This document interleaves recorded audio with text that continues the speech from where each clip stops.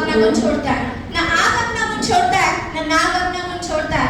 जो पढ़ता है एक्चुअल्स एकेडमी के साथ, जो पढ़ता है एक्चुअल्स एकेडमी के साथ, वो 10वीं में सबके रिकॉर्ड तोड़ता है, वो 10वीं में सबके रिकॉर्ड तोड़ता है। सर्वप्रथम एक्चुअल्स एकेडमीचे मी खूप खूप आभार मानेन की ज्यांच्यामुळे मी 10वीच्या परीक्षेसाठी सक्षम होऊ शकले। त्यानंतर आमचे तिन्ही सर इतके सोन्यासारखे सर आम्हाला लाभले हे आमचं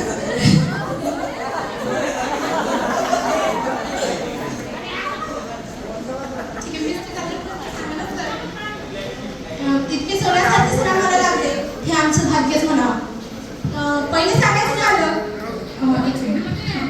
काय बोलू कसं बोलू सुचत नाही मला, काय बोलू कसं बोलू सुचत नाही मला, कसे दिवस निघून गेले कळलेच नाही मला, कसे दिवस निघून गेले कळलेच नाही मला।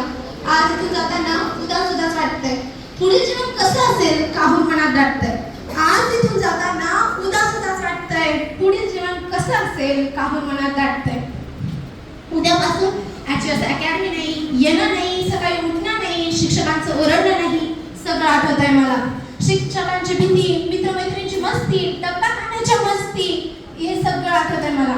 खरं सांगावं तर शब्दातून ज्ञान वाढवणारे, जीवनातून जीवन घडवणारे, शब्दातून ज्ञान वाढवणारे, जीवनातून जीवन घडवणारे, सत्याचा मार्ग दाखवणारे, प्रामाणिकपणेची शिकवण देणारे म्हणजे शिक्षक।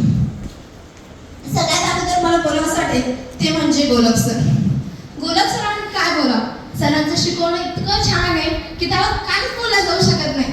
आणि दुसरी गोष्ट म्हणजे मला कुठंतरी असं वाटतं की सरांनी मला ओळखलं नाही इतकं की सरांना वाटायचं की मी ओव्हरलोड करते किंवा काही, पण सर मात्र खरं सांगू ना तर 5वीपासून भाषणाची सवय असल्यामुळे तो माझ्या एक होऊन जातं, मला नाही द्यायचं राहत ते काही, पण ते होतं। इट इज त्यासाठी खरं मी सॉरी म्हणते। आणि गोलक सर एवढं दूर सॅल्यून येतात, शिकवतात, घरी पेपर्स वगैरे काढतात, प्रिंट आउट करतात, सरांचं खूप मेहनत आहे। एकच नाही तर तिन्ही सरांची सारखीच मेहनत आहे, त्यामुळे सरांचे मी आभार मानते। आणि सर तुम्हाला एक सांगायचं वाटतं की तुमच्या छडीपेक्षा तुमचे शब्द खूप तीक्ष्ण लागतात। मी काळ्या डब्यावरची पांढरी रेघ आहे सर की तुमच्या छडीपेक्षा ना तुमचे शब्द इतके छान लागतात की पुढचा विद्यार्थी अभ्यासासाठी कसाही भेटेल, मी गॅरंटी देते वाटलंच तर। त्यानंतर पंडित सरांच्या बाबतीत काय बोलावं काही समजत नाही।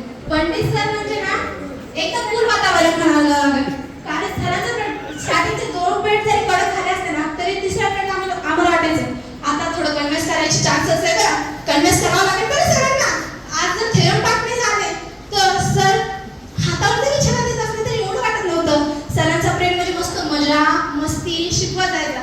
सरांचा विषय मॅथ असल्यामुळे तो तर मला काय आवडत नाही, पण तरी मी त्या फ्रेंडला इतकं ध्यान देत बघायचे की आखरी मला मॅथी आवडायला लागलाय सर।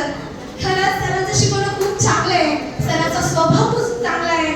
आणि सर तुम्ही आम्हाला लागले हे खरंच आमचं भाग्य आहे। मी म्हणेन खरं मला खूप आठवतं, टेन्शन घ्यायचं काम नाही। नाते सरांना बोलायचं झालं तर नाते सर खूप स्ट्रगल करतात माहिती का, 5-5 तास 7-7 तास एक्स्ट्रा प्रेड घेणं। It is not joke, it is not easy, हे खूप हार्ड आहे। एक सरळ 5 तास बोलणं किंवा 7 तास बोलणं हे सोपं नाही आहे। आणि सरांचा सब्जेक्ट सायन्स आहे तो खूप लेंदी आहे, तो एक प्रकारे सांगणं सोपं पण नाही आहे। प्रत्येक कन्सेप्ट क्लिअर करणं, आता मेथॉडॉलॉजी चॅप्टर झाला आमचा, तो चॅप्टर सरांनी इतका छान कन्सेप्ट बाय कन्सेप्ट सांगितला। आणि सरांना 8 वर्षाचा एक्सपिरियन्स असून सुद्धा सर आम्हाला शिकायच्या अगोदर 1 दिवस अगोदर प्रिपरेशन करतात। कारण काय तर विद्यार्थ्यांना माझ्याकडून कुठेही कमी नाही पडलं पाहिजे या गोष्टीकडे